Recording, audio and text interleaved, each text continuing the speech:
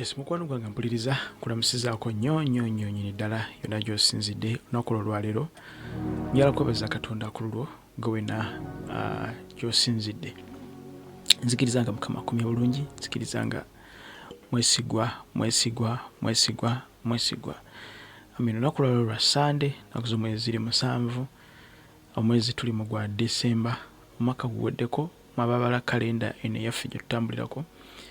Eriyo kalenda ez'enjawulo, abalala bali mu myaka mirala, abalala bali mu bulamu bulala, naye era asigala ye Kristo, asigala ye Mukama. Obudde bwe bumu, ojjako nti bukyuka, weather nekyukakyukamu, naye mu byonna eggulu bw'otunula waggulu lye limu, ensi kw'otambulira time yekyuka. So twebaza Katonda ku lwammwe, atukuumye naffe n'atukuuma ku side zino. Nkusabidde nga tugenda okukola episode eno, podcast eno, Mukama abeeko kyakola gy'oli, abeeko kyakyusa mu bulamu bwo. Mpozi njala kukola disclaimer eno. Podcast zino zetukola mostly ku pages zaffe zino, njala bajukiza nti this is not a church. Eno si kanisa nti ndi musumbawo nti nze nkusumba, no. This is a platform erina omulimu gwayo gwekola. Kati nina emirimu emirala gyenkola egy'enjiri n'obuweereza obulala ewalala, platforms endala. So bulundingira nga ndi wano ku Just Gospel Media Uganda, manya nti basically ebiseera ebisinga baba tutunulira omulabe w'omusalaba nga ba Filipi 3:17-18 bw'atusomesa, Mutume ng'ayogera ku balabe ba Kristo. So kino kye tubeerako, tutunulira ekkanisa weyimiridde, tutunulira obulamu bw'ekkanisa n'ebintu eby'enjawulo ebigenda mu maaso mubiri gwa Kristo. So tosuubira wano kukusaba kiweebwayo na kimu kya 10 nti ndi musumbawo, mbuulira enjiri, nedda, njogera bintu birala nnyo. So this is a disclaimer. Tunulira description ya platform gyo followinga so that omanye kiki kyolina okubalaka nga commentinga, oba you agree with or you don't agree with. Amina. Nduze ekyo nkimaliriza. Nakola egyo twali tunulira sister waffe Florence Rukundo ku nsonga ezigenda maaso. Of course binyinyi ebigenda maaso mu bulamu bwa Florence. I pray for her, a sister in the Lord. She's a soldier, mulwanyi wa Kristo, ate tumwagala. Amina. Bingi nnyo bisobola kudda wano kwogerako, bigenda maaso, bimbi benya emitima, bimu bikutula, naye manyi nti Mukama mwesigwa yonna gy'oli Florence. Waliwo system ali concerned, yanoonyezaako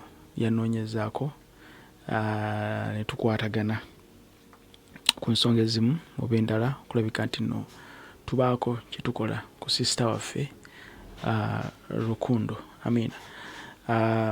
Tumanyi nti Mukama mwesigwa, gwe wenna ng'oli eyo, you can pray for her. Ate era Mukama aba akwadde omukisa, tekigaana n'oyitayo n'omuweerezayo omutwalo n'omusupportinga mu mbeera emu oba endala.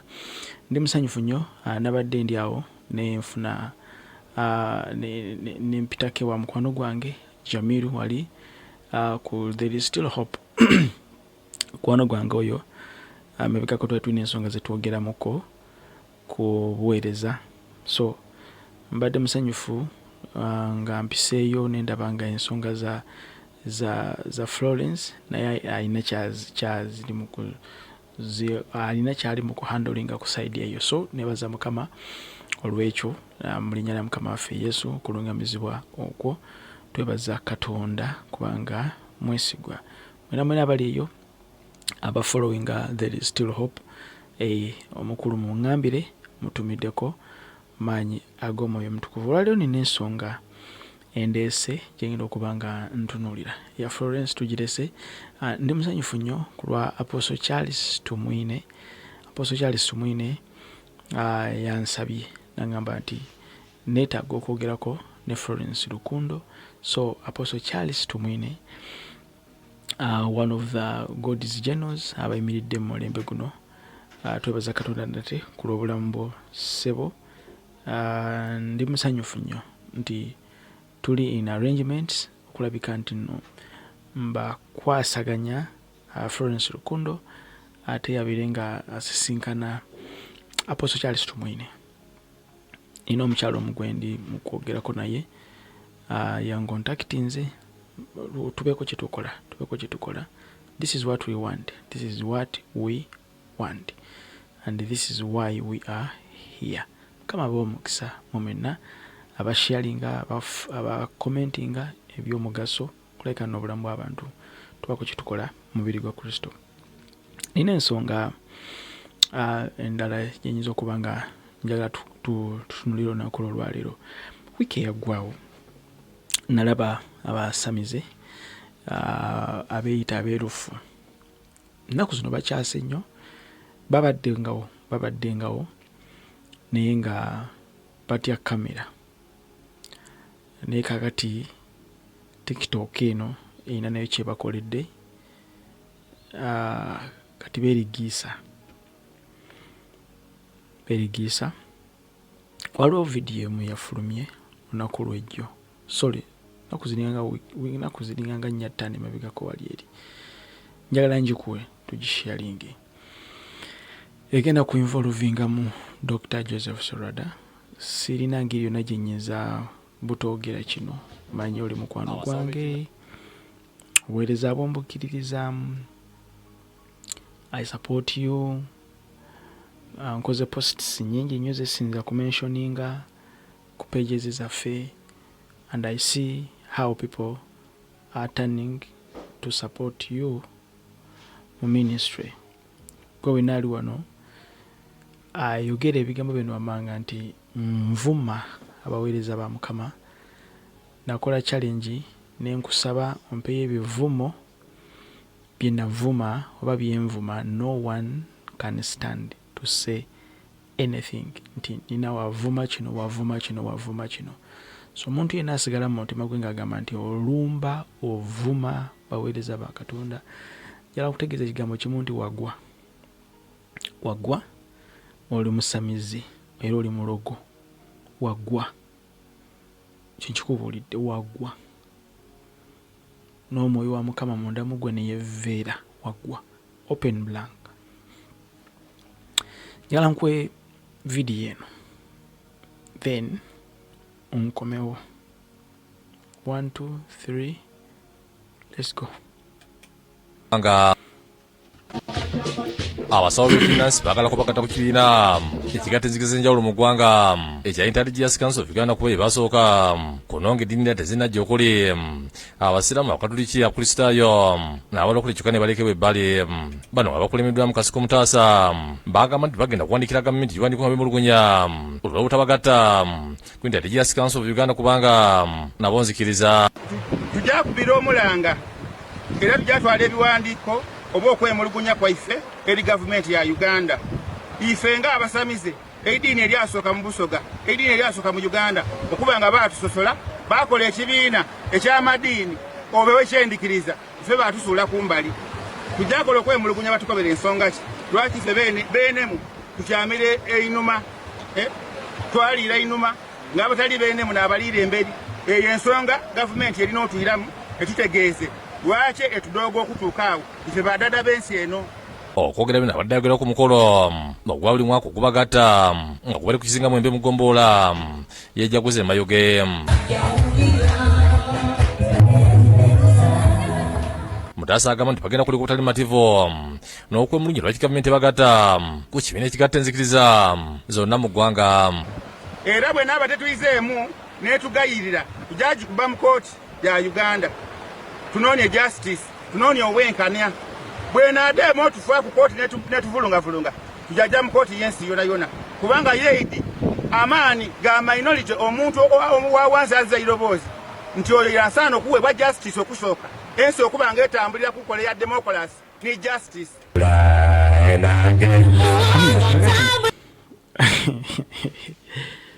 Video juulidde gwe yakatuukulibwa Just Gospel Media Uganda omulabe w'ekkanisa program gye tubeeramu ku lwa Sunday ne Saturday tufunirwa budde. Gwe yakatuuka nzikiriza nkuddizeeyo olutambi luno tutandikiraawo. abasawo b'ekinnansi baagala kubakata ku kibiina ekigatta enzikiriza ez'enjawulo mu ggwanga ekya Intelligence Council of Uganda kuba ebasooka kuno ng'eddiini tezinnajja okuli abasiraamu abakatuliki abakristaayo n'abala okuli kyokka ne balekebwa ebbali. Abasawo b'ekinnansi bagambye abasawo b'ekinnansi baagala babagatte ku kibiina ekigatta enzikiriza mu Uganda ekya Inter-Religious Council of Uganda. Tuli ffenna nawo tugende mpola. Bino ebintu byanjawulo bibiri. Kakati tulina ba traditional healers.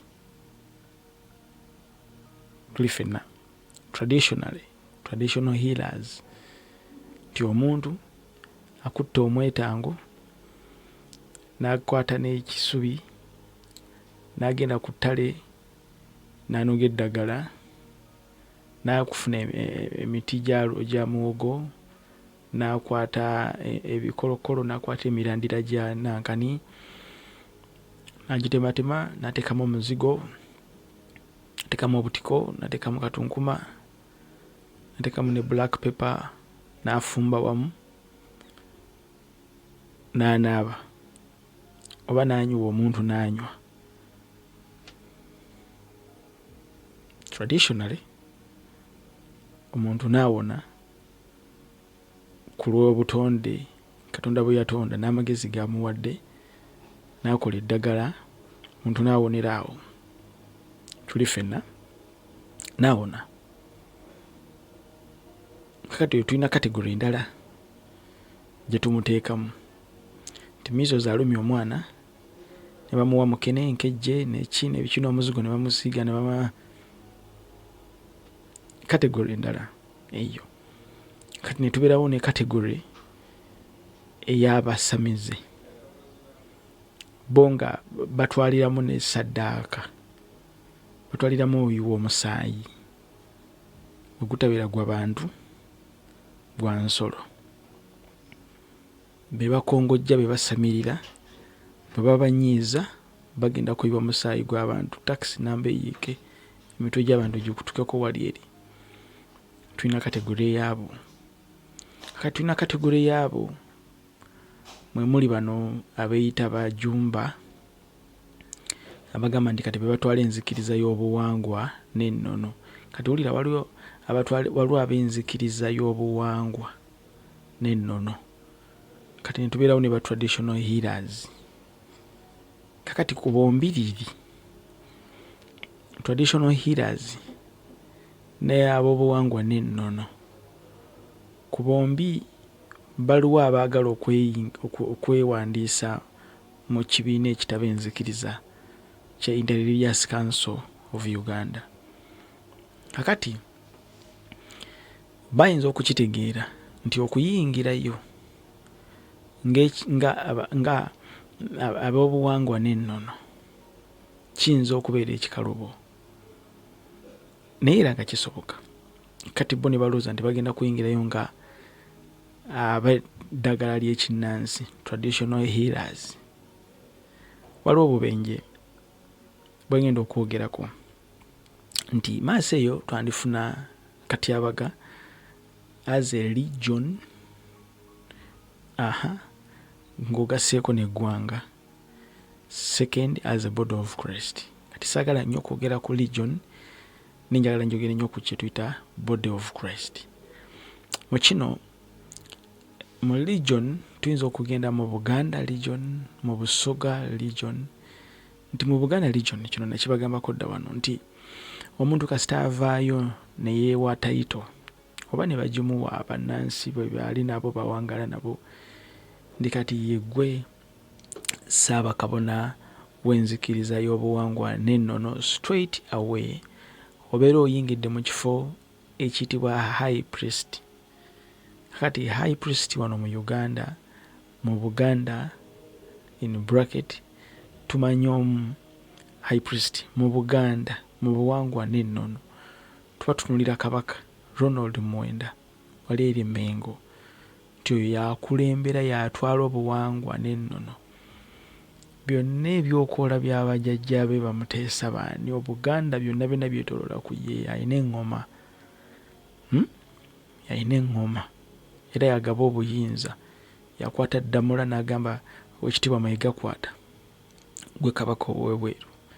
Kati gwe omuntu owa wansi gwe kiyinza okuzibwalira obeera ng'alabye Kabaka mu kamwa kugamba nti Jjumba Ssaabakabona ye Ssaabakabona yakulembera enzikiriza z'obuwangwa n'ennono. Saagala kuyingira mu ntalo zaabwe ezo bwe zityo, nga that is it. Ndi mu maaso eyo kakati owulira ono ali wannayogera naye alina ekibiina kye kyakulembera abeerufu. Kati bo beeyingiza mu traditional healers abeerufu nga balinganga baagala ate okwawukana ku Jjumba mu ndowooza ye n'enkola y'ebintu. At the end of the day gye tulaga mu maaso eyo tuyinza ofuna ekitabaddeewo, tuyinza ofuna obukuubagano mu Buganda ne Busoga ne Bunyoro nga mulwanirira ani alina okulembera, yet nga Ronald Mwenda Mutebi yakulembera obuwangwa n'ennono wano. So ebigenda ovaamu biyinza obutabeera byangu. Oli aloze gundi, nno aloze gundi, nno aloze gundi. That aside, tukizze ebbali. Ku saidi yaffe ng'omubiri gw'ekkanisa, ng'omubiri gwa Kristo,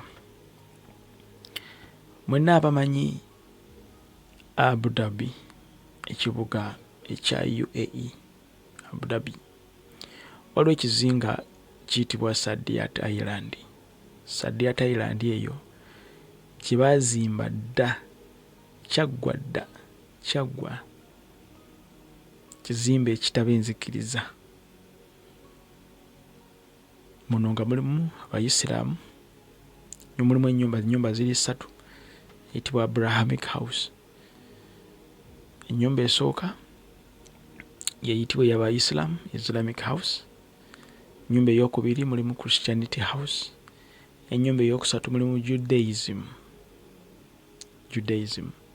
Now Judaism eno oyinza okwebuuza nti kati bano abasamize abaagala okuyingira mu Inter-Religious Council of Uganda bagenda oba baggwaawa? Kubanga Abasiraamu we bali tubategeera, then tujja gamba Bakatuliki, abalokole, bani ba Seventh Day, buli muntu yenna yezingira ku Kristo, Christendom.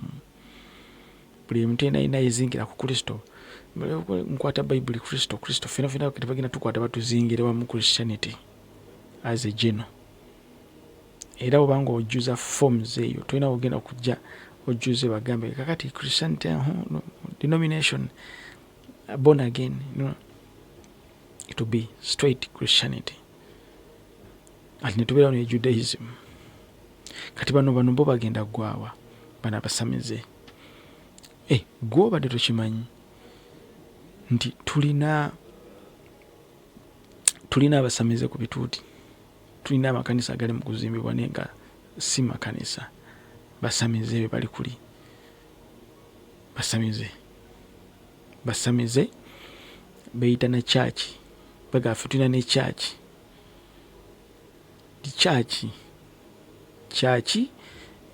alina ne title musumba naye nga munda basamize. Weziri temuzimanyi. Tulina n'endala ziri wano kumpimpi wano naye nga bo obudde bwabwe bwonna obusinga balina okukusomesa kye bayita daimono ogitegeere, kyesobola okukola mu bulamu bwo, gye yava era egenda etya, era okoze otya, omanyi otya nti olina daimono, omanyi otya nti waliwo omuzimu gwa kaseegu oguli mu nnyumba yo. Gwe tokimanyi nti makanisa ago tugalina wano. Nakati mpola ebintu bigenda byevulungula biti mpola.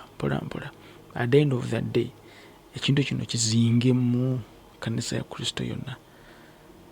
That is the reality. Kakati ekyennaku ekigenda okubeerawo nti ffe as born again faith nti naffe twakwatiddwayo, either twagendeyo nga tumanyi oba twagendeyo nga tetumanyi, ne tukwatiddwayo. Kakati lwaki bano abasamize bano baagala okuyingirayo nga beekweka mu traditional healers. Kakati ono ayagala ne Jumba naye ayagala. Kati Jumba tasobola kukkiriza ono okubeerayo, Jumba abeere wansi w'ono. So ono ajja kgendayo ne Jumba naye ategeka olulumba lwe naye alumbe. Kati just lowoozaamu abantu bano basanzeeyo abalokole abakiikiriddwa Dr. Joseph Sserwadda.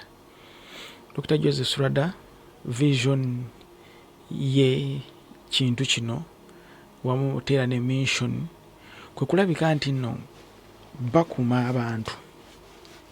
abantu bapromotinga peace, reconciliation, mulimu peace, of course vision yabwe sigikiririzaamu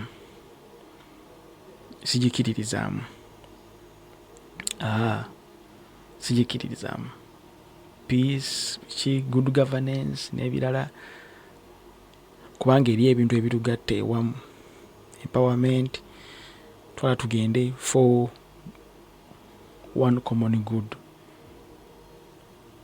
Tuwaliwo ebintu ebitugatta, omusiraamu ekimukwatako nti n'omulokole ekimukwatako, beetonye yagakubye oluguudo lulegadde, omulokole akozesa oluguudo lwe lumu, n'omusamiza akozesa oluguudo lwe lumu, n'omukatoliki akozesa oluguudo lwe lumu, n'oli akola oluguudo lwe lumu. Kakati waliwo ekitugatta awo. Kakati ekyo kyebagezaako okukulaga vision and mission ya Interreligious Council of Uganda. Kitegedde kati waliwo ebijja nebigwawo nga bitugatta wamu. Kati Interreligious Council of Uganda ekugamba nti ffe mission yaffe ne vision yaffe kulabika ndi notuvaayo ebintu tubire nga tubihandolinga okupromotinga peace. Kakiba kitegeeza ki? Nti peace eno egenda kugenda ewantu wangi, waliwo abasiraamu abatabanguse mu mirembe, n'olwekyo Interreligious Council of Uganda erina okutuula etabaganya abasiraamu bano n'abalokole. Lwaki muyomba olw'ekitabo? Temulina kuyomba lwa kitabo, mubiteeke wansi mukakkane. We want peace. So this is what is coming. Tuli fenna. Kakati bano abasamize bano bwe banaayingirayo, this is the same system egenda okugamba nti bane babuulire okusinziira ku mateeka agafuga GRS, Global Religious System. Totabala muno naye tatabaale gwe. Kitegeeza kinti kakati awo tulina kukwata musuuluulu. Musamize bwansanga ku crusade, musamize tontambala.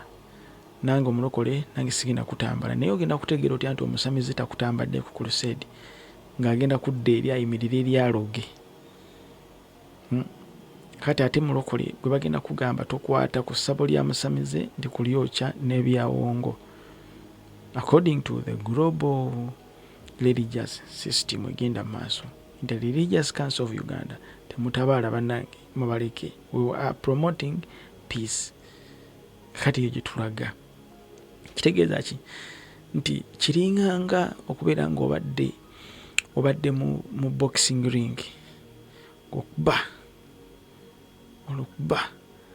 ebikonde oli wakabi nnyo, ne bamala ne bajja ne bakuba akaama mulingi mu lawundi esembayo, ne bakugamba munnange nno oyo gw'oli mu kukuba ebikonde eri famire yo baagiwambye, bakutegeezeza kasita omuzzaako ekikonde kimu bwe kiti togenda kuddamu kulaba ku muwalawo. Kitegeeza ogenda kubeera ng'olwanira ku mudumu gw'emmundu.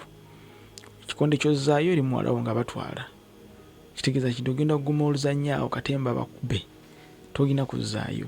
Kati kino kyengezaako okunnyonnyola. Ekitaamu egenda kutuuka ng'okwata essabo ly'omusamize oli ku maka omuliro, okukwata kibi kitwala tugende byonna tubyokye nga musango. Why? Oyingirira eddembe ly'oli. And for us, we are promoting peace. Now, if Interreligious Council of Uganda yetunulira one common good, ebifa ku bantu bonna nga babikwatira wamu, nze kino ekibuzo kineebuuza. Omwala gwabomokaawo mu Kampala, Interreligious Council of Uganda mwali luddawa kudduukirira abantu, wakiri okugendayo, wakiri okwambala reflectors, wakiri bakubye ku bifaananyi. Abasiraamu twandibalabye, bakatoliki twalibalabye, baani twalibalabye, ba Dr. Sserwadda twalibalabye nga mukiridde emmanga eyo. omuliro gwokyezza ebizimbe by'abantu, omuliro gwokyezza egindi, bano babye, bano bali mu gundi, bano bapookya. Twali balabyeko ne tugamba nti wow, Interreligious Council of Uganda nno kati eri ku vision yaayo eya one common good. Nti ffenna bitukwatira wamu byonna ebikwata ku Olive bitukwatira wamu ffenna. Kamibazibwe nnyo. Kati pulaani eno erimu Alice Ann Bailey. Tonywa abamanyi Alice Ann Bailey ne 10-point plans to destroy the body of Christ. Ndoza plan ya mwenda awo. Create interfaith. Kati interfaith zino zigenda kugenderera okutumalamu amaanyi ng'ekkanisa. Gezaako zzeeyo omuliro jawulira. Gezaako zzeeyo omuliro ogenda kuba oyingiridde eddembe ly'oli n'olwekyo kakkana. We are one. Akati waliwo olunyiriri luli mu Yokaana 17:23. Olunyiriri luno nalusangako mu one of the organizations eza global religious system. Nga ze zimu ku nnyiriri ze bakozesa eziraga nti tulina kubeera wamu ffenna. Bayibuli esomesa Yokaana 17:23. Nze mu bo naawe mu nze. Kale tandikira ku 22. Nange ekitiibwa Yokaana 17:22. Nange ekitiibwa kye wampa nkibawadde. Babeerenga bumu nga ffe bwe tuli obumu. Babeerenga bumu nga naffe bwe tuli obumu. So nasangayo statement eno ngikakasa nti kati ffenna tulina kubeera bumu. Bakatuli ki, ba Seventh Day, n'abasamizi bano nabo bajja baagala kwekweka mu traditional healers. Kubanga bamanyiri bajja baziyiza kati baagala kuyingirira wano mu traditional healers. Naffe kakati negundi n'ababahai, mulimu n'ababahai bonna bu kisero kimu. That is now unity. Kati abo bo gye bayita unity. We are promoting unity and peace. That is a vision ya Interreligious Council of Uganda. 100% sigikiririzaamu. Dr. Sirwadda nkwagala nnyo. Wamu ne family, wamu ne ministry. Apostle Charles Tumwine. Apostle John Bunjo. Ne mostly Apostle Sirwadda kubanga kino yakyumamu omutwe. Naye ng'ekkanisa ya Kristo kino kigenda kutulekawo enkya mulembe ogugenda okujja. Nyinza okwogera bwe nti enkya nga mukaddiye temukyasobola kuyimuka, tubalabira awo ne tubakululira ku buliba ne tubawujjako nga temukyalina maanyi gavaayo kuleekaana. Nakugamba no, then neebuuza ekkanisa ya Kristo mugenda kugireka mutya n'omusingi ogufaanaganako bwe gutyo. Olwali kiyinza obutakwatako enkya nekikwata ku mwana wo, nenkya nekikwata ku kkanisa mutabani wo, muwala wo gy'ali ayitiddwe okukola mu biseera biri. Twali tutegenda maaso 23. Nange ekitiibwa kye wampa Yokaana 17:22. Nange ekitiibwa kye wampa nkibawadde babeerenga bumu nga ffe bwe tuli obumu. 23. Nze mu bo naawe mu nze batuukirire okuba obumu. Kati bagamba no, we are promoting unity eno. Twagala tubeere bumu bonna, ba Judaism, ba Islam, bani kokota bonna bajje tubeere bumu. Waliwo ku mwalo eyo waliwo kikwata ebyennyanja ekitimba bakiyita kokota. Kikokota buli kamu bumu. Kene bonna twala tugende.